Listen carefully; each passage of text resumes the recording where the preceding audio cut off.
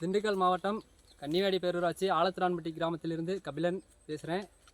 நாங்கள் வந்து ஒரு 5 ஏக்கர் வந்து மக்காசோளம் பயிரிட்டிருக்கோம்.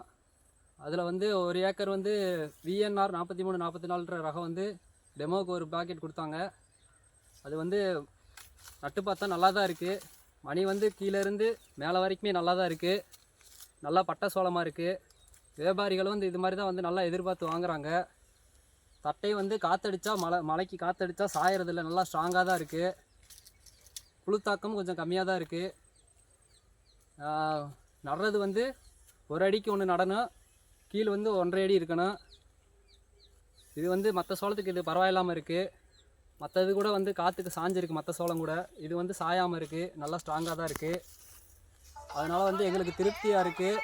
நீங்கள் வந்து வாங்கி VNR 4344 வாங்கி பயன்பெறுவீர்.